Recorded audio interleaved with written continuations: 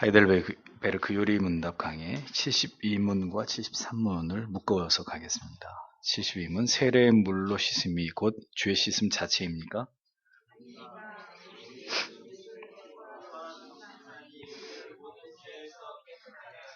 73문, 그러면 왜 성령께서는 세례를 중생의 씻음과 죄를 씻음이라고 하셨습니까?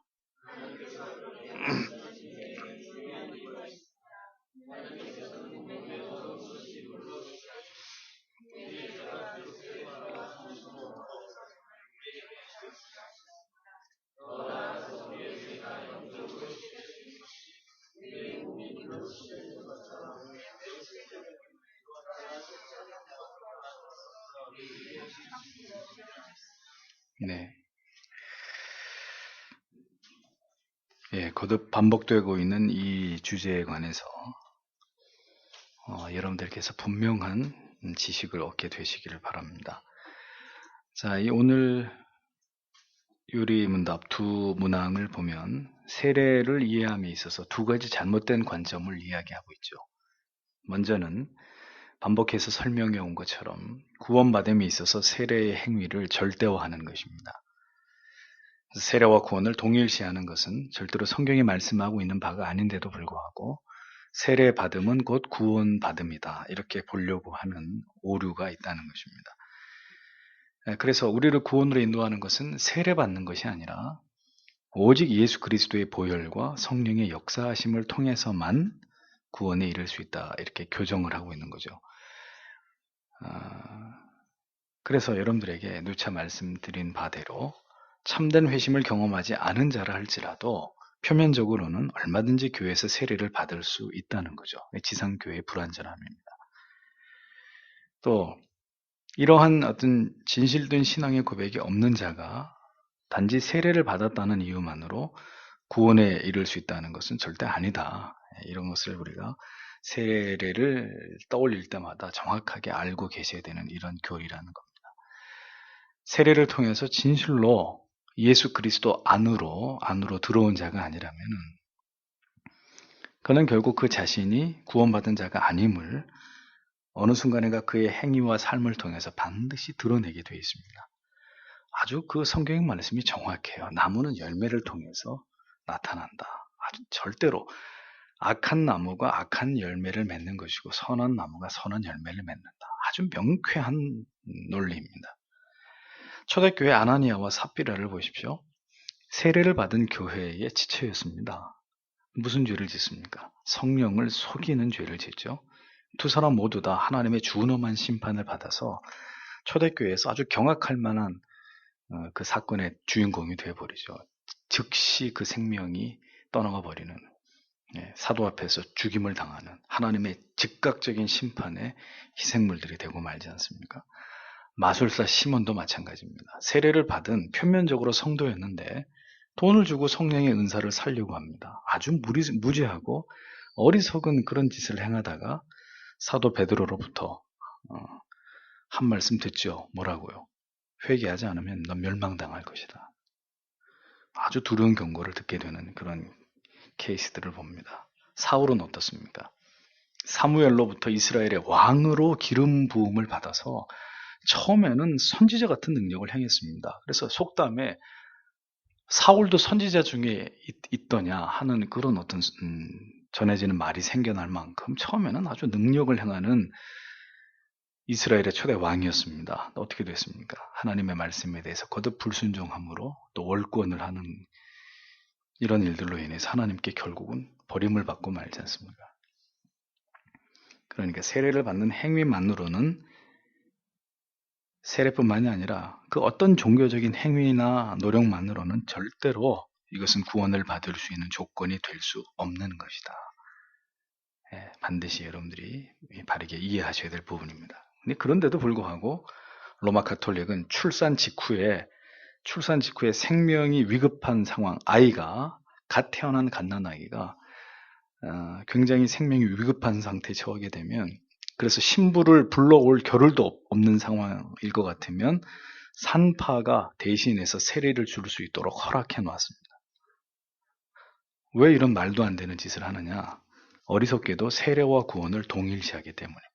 그러니까 아이가 죽어가면 그 즉시 아이에게 세례를 주면 잠시 후에 죽어도 이 아이는 천국에 간다. 이런 자기들만의 교리를 고집하는 거죠. 또 세례를 줄 때 신부가 이 세례를 주는 물을 거룩하게 합니다. 그래서 성수라 그러죠. 성수. 그래서 그 물 자체에 마치 구원이 베풀어지는 신비한 힘이 있다고 그들은 그렇게 믿는 것입니다. 이와 같은 모습들은 성경이 말씀하고 있는 세례를 구원받음에 있어서 필수적인 것으로 왜곡시키고 확대 적용한 오류들이고, 이것은 신앙이 아닌 미신일 뿐인 거죠. 두 번째 잘못된 세례에 대한 관점은 세례 받음을 죄 씻음과 동일시하는 견해에 대한 이 반발에서 나온 것인데, 16세기에는 세례가 죄 씻음을 나타내는 상징일 뿐이다. 아무것도 아니다 그냥. 이렇게 또 세례를 너무 평가절하해서 가볍게 가르치는 일들이 있었습니다. 그런데 오늘 73문에 보면 세례는 구원의 필수적인 조건은 아니지만 예수 그리스도의 보혈과 성령으로 인해서 모든 죄로부터 깨끗함을 받았다는, 여기 중요하죠, 매우 실제적인 신적인 약속과 표다, 이렇게 정의하고 있습니다. 성경에도 마가복음 16장 16절에 보면 믿고 세례를 받은 사람은 구원을 얻을 것이요 라고 분명히 기록되어 있습니다. 사도행전 22장 16절에도 일어나 주의 이름을 불러 세례를 받고 너희 죄를 씻으라, 이렇게 기록되어 있습니다. 이런 말씀들을 통해서 보면 참된 믿음을 수반하는 이 세례 받음은 분명한 구원의 실효가 있는 것처럼, 또 성경이 절대로 이 세례 문제를 그냥 가볍게 이렇게 넘어가고 있지는 않다는 점을 확인할 수 있습니다. 성경은 분명히 구원에 있어서 세례가 필수적인 조건은 아님을 말씀하면서도 또 한편 구원받음에 있어서 세례를 받는 의식을 소홀히 여겨서도 안 된다고, 매우 이 부분을 강조하고 있는 이런 표현들이 나타나고 있는 것을 보여줍니다. 그렇다면 그 이유가 무엇일까요? 그것은 세례가 곧 구원을 의미하는 것은 아닐지라도 세례를 통해서 우리의 죄가 모두 씻음을 받았다는 분명한 교훈과 그 증거들이 우리 죄인들 입장에서는 이것이 매우 필요한 문제였기 때문입니다. 그러니까 아무리 명백하게 성경이 예수 그리스도를 구주로 믿는 참된 믿음을 통해서 우리의 모든 죄가 사함받은 이 진리를 진술하고 있어도 말씀이 잘못된 게 아닌데요, 이 진리를 받아들이는 이 죄인들이 자기의 죄가 용서함을 받았다는 것에 대해서 좀처럼 확신을 하지 못하는 거죠. 전적으로 타락하고 무능한 인간의 이 연약은 때때로 명백하게 자기가 회심을 했고 그래 거듭나서 구원을 받았음에도 불구하고 때때로 인간의 연약함이라고 하는 것이 회심과 중생을 경험했는데도 의심과 회의에 빠지는 이런 일들이 우리 안에서 생기는 거예요. 우리가 막 이렇게 하나님과 멀어져서 죄를 짓는 가운데 있게 되다 보면 나는 버림받았어, 나는 처음부터 구원받는 사람이 아니야, 이런 이제 주책을 떤단 말이에요. 낙심에 시달리고 막 좌절하고 이런 일들이 일어나기 때문에 하나님께서 구원받음의 이 확실성을 더 분명하게 죄인들의 마음에 각인시키고 이것을 정확하게 가르치기를 원하셨습니다. 교리에서 그걸 아주 정확하게 얘기하잖아요. 성령을 통한 중생의 씻음, 죄를 씻음이라는 이 명백한 사실성을 세례라는 구체적인 예식으로 하나님의 택하심을 입은 백성들에게 체험하게 하시고 이후에 계속되는 성찬에 참여하는 것을 통해서 우리의 의심과 회의를 지속적으로 물리치면서 계속해서 이 은혜 안에 거할 방편으로서 세례와 성찬을 제정해 놓으신 것이라는 겁니다. 그래서 우리가 세례를 포함한 성찬을 성례라고 부르고, 이와 더불어서 은혜 주심의 방편으로서 하나님의 말씀을 통한 강설, 설교를 말합니다. 이것을 왜 지정했는지를 우리가 올바르게 이해할 필요가 있다는 겁니다. 분명한 신앙 고백을 통해서 예수 그리스도가 나의 구주가 되시고 구원을 얻을 유일한 길은 오직 예수뿐임을 분명히 믿고 시인함으로 세례를 받았다면 뭐예요? 여러분 자신의 구원에 대해서 의심할 하등의 이유가 없다는 겁니다. 이걸 분명히 기억하셔야 돼요. 이 죄사함의 은총에 대한 회의와 의심을 갖는 여러 이유 가운데 하나는 뭐겠습니까? 올바른 세례받음을 경험하지 못한 데서 기인한 바 큰 것입니다. 그게 무슨 뜻이냐? 참된 회심의 경험이 없는 상태에서 타의에 의해서, 응? 예를 들면 초코파이 줄 테니까 세례 받자고 군대 가서 좋다고 초코파이 얻어먹으려고 세례를 받았단 말입니다. 또 교회 간 지 1년도 채 안 됐는데 막 전도사님이 세례 받아야 된다고. 그럼 받구나 보지 뭐. 그리고 얼떨결에 세례를 받았어요. 자, 이런 것들이 나중에는 어떤 문제가 생기는 거예요. 자기의 구원에 대해서 의심하고 세례 받았지만 나는 허당인 것 같고 나는 지옥에 갈 것 같고, 자, 이런 이제 회의와 어떤 의심을 불러일으키게 되는 근본적인 문제가 되는 것이라는 거예요. 세례를 통한 죄 씻음의 확신이 자꾸 흔들리는 거죠. 워낙 엉터리로 받아놨으니까 세례를. 그래, 만약 그가 진실된 신앙 고백과 회심의 감격을 경험한 이후에 세례를 통해서 더 큰 은혜를 받게 됐다면 절대로 자기의 죄사함에 대한 의심과 회의에 시달리지 않습니다. 그러니까 여러분들이 반듯한 신앙의 고백 위에 세례를 받았다면 그 세례를 받았다는 그 기억만으로도 여러분들의 구원에 대해서 의심할 필요가 사실은 없는 거예요. 그게 워낙 엉터리일 경우에는 이게 자주자주 흔들리는 거죠. 이러한 형식적인 부실한 세례받음이 결국은 자신의 죄 씻음에 대한 불확실한 의심의 불씨를 만들어 놓게 되는 원인이 되기도 하는 것이죠. 아무튼 이 세례를 제정하신 것은 죄인들의 연약함을 아시는 하나님의 일종의 배려이십니다. 우리가 자꾸 하나님의 자녀인 것을 우리가 의심하고 구원의 확신이 때때로 막 흔들림으로 십자가를 견고히 붙잡고 예수께서 우리에게 주신 이 새 언약을 바라보지 못하는 연약함이 우리 안에 있다는 걸 아시기 때문에 이런 고질적인 연약은 사실 우리뿐만이 아니라 세례가 처음 시행됐던 초대교회 성도들도 동일했거든요. 그들에게도 동일한 문제였단 말입니다. 그래서 계속해서 죄를 범하는 우리 자신을 바라볼 때마다 좌절하고 절망하고 자꾸 회의에 휩싸일 때가 많으니까 예수께서는 정확한 성부와 성자와 성령의 이름으로 세례를 주라고 한 예식을 제정해서 이것을 통해서 우리가 자꾸 우리의 구원의 문제에 대해서 흔들리는 것들을 예방하시려고 했던 것입니다. 세례라고 하는 매우 실제적이고 경험적인 예식을 통해서 우리가 예수 그리스도의 보혈의 공로와 성령의 중생의 씻음으로 구원받은 하나님의 자녀가 되었다는 이 틀림없는 이 사실을 확실하게 이해시키고 그 경험을 바탕으로 죄책감과 또 스스로에 대한 정죄감에서 반복해서 넘어지지 않도록 이렇게 안전장치를 하신 거죠. 세례가 올바르게 시행됐다면 말입니다. 결코 죄로부터 자유로울 수 없고 또 나의 구원이 불확실하게 여겨지는 이 반복되는 흔들림은 우리의 신앙과 구원의 확신을 현저히 연약하게 만듭니다. 이럴 때마다 우리는 우리가 물로 세례를 받음으로 우리의 죄가 씻기워졌음에 대해서 이것을 확신하게 하신 이 예수 그리스도의 섭리를 올바르게 이해하면서 복음의 언약을 통해서 우리를 넘어지게 하는 이런 마귀의 미혹들을, 넌 구원받은 사람 아니야, 넌 하나님의 자녀 아니야, 이런 미혹들을 과감하게 물리쳐야 되는 거죠. 나는 분명한 예수 그리스도를 믿는 신앙의 고백 위에 세례를 받음으로 내 죄의 문제가 해결됐다.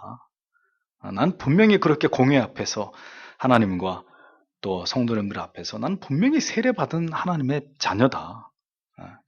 이런 것들을 우리가 붙잡아야 되는 거죠. 은혜 아래서 우리의 믿음을 견고하게 지켜나갈 때는 아무런 문제가 없습니다. 그러나 은혜의 빛 아래서 점점 멀어져서 죄의 어둠 속에 거하게 될 때는 그 어둠 속으로부터 간교한 마귀의 소리가 들려와요. 마귀의 고소가 들려와요. 너 같은 사람은 구원받은 자녀 아니다. 너는 처음부터 구원받은 사람이 아니라 버림받은 존재였다. 이런 솔깃한 소리가 들려와요. 또 그런 말들은 또 어떻게 그렇게 잘 이렇게 믿어지는지, 이런 마귀의 비난과 고소를 이길 힘이 어디서 옵니까? 구원의 감격과 기쁨 속에서 내가 생애적인 고백을 주께 드리고 내가 받은 세례, 우리가 구원받은 하나님의 자녀임을 증거하는 표가 되는 나는 세례받은 하나님의 자녀다. 이런 것들이 우리를 붙들어 줄 수 있는 중요한 근거가 되는 거죠. 중요한 것은 말입니다. 이런 마귀의 조롱을 들을 때 여러분들이 어떤 부분에서는 안심해도 되시는 게 불택자는 전혀 괴로워하지 않는다. 그럼 맞아. 버림받았나 보지 뭐. 난 신경 안 써 그런 거. 불택자는 이런 마귀, 넌 택자가 아닐 수도 있어. 너는 구원을 못 받았을지도 몰라. 여기에 대해서 절대로 심각하게 괴로워하거나 낙담하지 않는다는 거예요. 불택자는. 상관없다는 거예요. 근데 그 사람이 택자일 때는 이것이 상당히 그의 마음의 괴로움과 고통과 갈등을 증폭시키는 원인이 되는 거예요. 근데 그런 마음이 있다는 것 자체만으로도 그 사람은 구원을 받았든지 구원에서 멀지 않은 사람이라는 걸 분명하게 보여주는 거예요. 그런 사탄의 고소가 들릴 때 하나님의 자녀들은 이런 생각이 들어요. 내가 내 영혼을 도대체 어떻게 관리했길래 이런 마귀의 조롱과 고소를 당하는가? 자기를 돌이켜보게 되는 거예요. 그래서 하나님의 말씀을 붙들고 죄 씻음의 표인 세례의 소중한 경험을 상기시키면서 좌절과 그 낙담의 회의의 자리를 떨치고 일어나게 되는 거예요. 무슨 쓸데없는 소리냐? 나는 하나님의 자녀가 틀림없다. 이렇게 말합니다.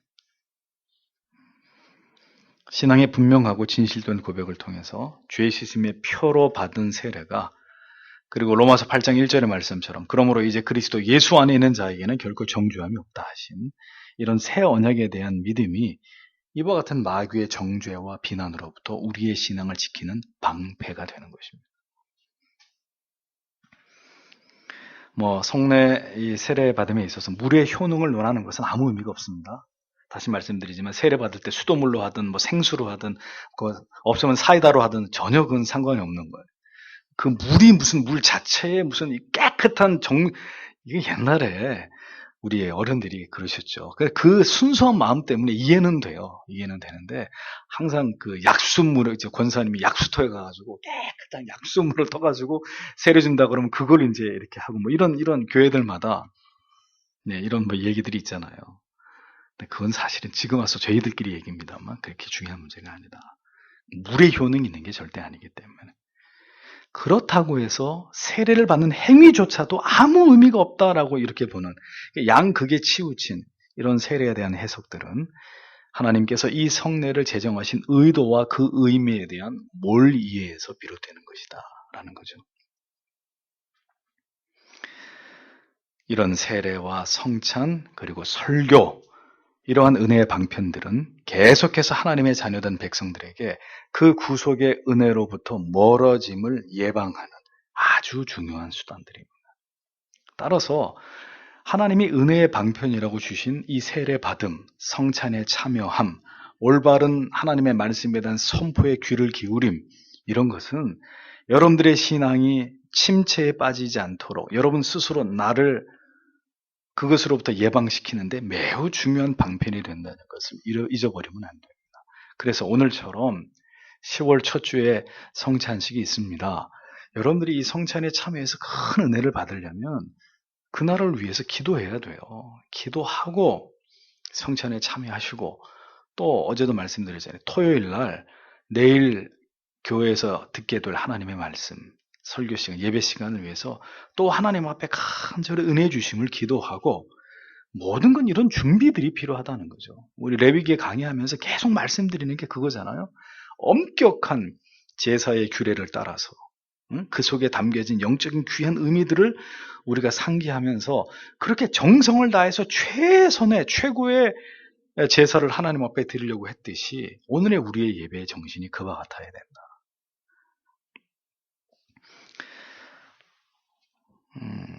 따라서 올바른 의미를 깨닫고 세례를 받거나 성찬에 참여하거나 진지한 태도로 보다 깊은 진리의 맛을 보기 원하는 그런 갈망으로 설교를 통해 하나님의 말씀을 귀를 기울이지 않으면 우리의 신앙은 빠르게 화석화되어 갑니다.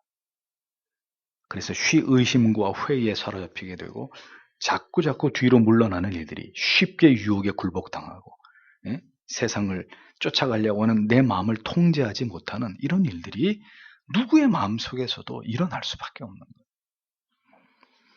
마귀는 오늘도 교회와 성도님들에게 매우 중요하게 여겨져야 될 이러한 은혜의 방편들을 매우 소홀히 여기고 지극히 형식적인 일들로 여기도록 최선을 다했습니다. 마귀들이.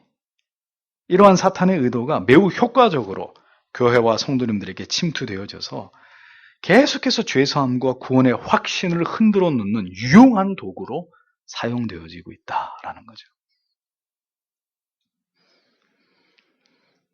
우리의 죄가 그리스도의 보혈과 성령의 역사하심으로 분명히 사함을 받았다는 사실은 삼위 하나님의 이름으로 우리가 세례를 받은 것에 대한 명료한 체험을 통해서 그 실제적인 효력을 상징적으로 표현하는 것입니다.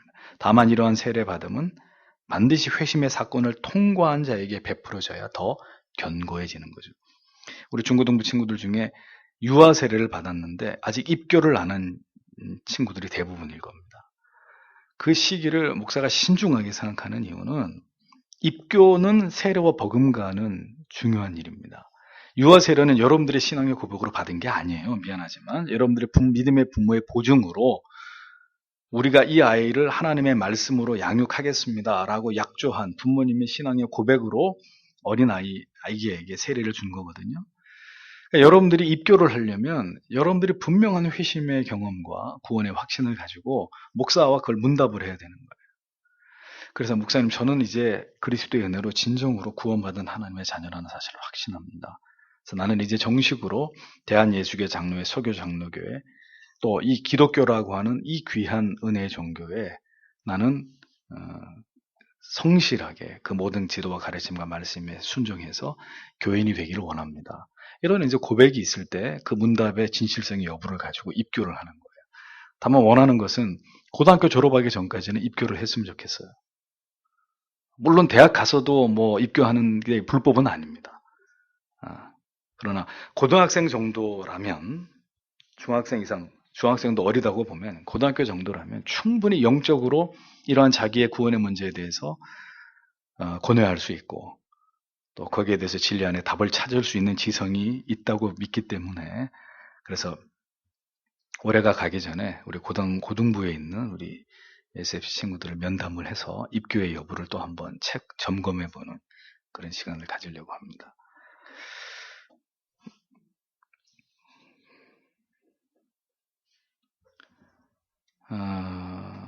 그렇죠. 세례를 받고도 어떤 경우는 결국 배도하는 일을 완전히 막을 수는 없지만, 그만큼 세례 받음에 있어서 철저한 준비, 올바른 성경적 이해를 통해서 이것을 확실하게 깨닫게 하기 위해서 노력해야 되는 이런 일들은 아무리 강조해도 지나치지 않습니다. 절대로 얼렁뚱땅 어용으로 그렇게 학습받고 세례받고 또 집사라는 직분받고 이것만큼 우리의 신앙에 해악이 없는 거예요. 이 실제적인 세례의 경험으로 하나님께서 나의 죄를 씻어주시는 귀한 은혜를 아들의 보혈을 통해서 이루셨다는 것을 평생토록 간직하는, 그것이 올바른 세례고 그 세례의 의미라는 것을 기억하십시오. 성례는 이렇게 중요한 의미를 갖습니다. 참 마음이 아픈 것은 이런 걸 저도 전혀 모르고 이 과정을 다 지났다는 사실이에요. 항상 반복하지만 어떠십니까? 여러분 세례 받으신 분 여쭤보건데, 이러한 철저한 이해와 깨달음과 어떤 고백을 바탕으로 여러분 세례 받으셨고 입교하셨습니까? 그러셨다면 여러분 정말 복 있는 분들이고, 그렇지 않다면 그러면 세례 다시 해 주십시오. 우리는 재세례파가 아닙니다. 세례를 다시 할 수는 없습니다. 다시 말씀드리, 세례는 구원의 필수가 아니기 때문에. 다만 중요하게 우리가 이제는 알았다면 정말 이런 것들을 중요하게 여기고, 앞으로 교회는 이런 것들을 더 엄격하게 성경이 말씀하고 있는 바대로 이러한 중요한 예식을 영혼 가운데 행하는 교회가 되어져야 할 것이다 라는 것입니다. 기도하겠습니다.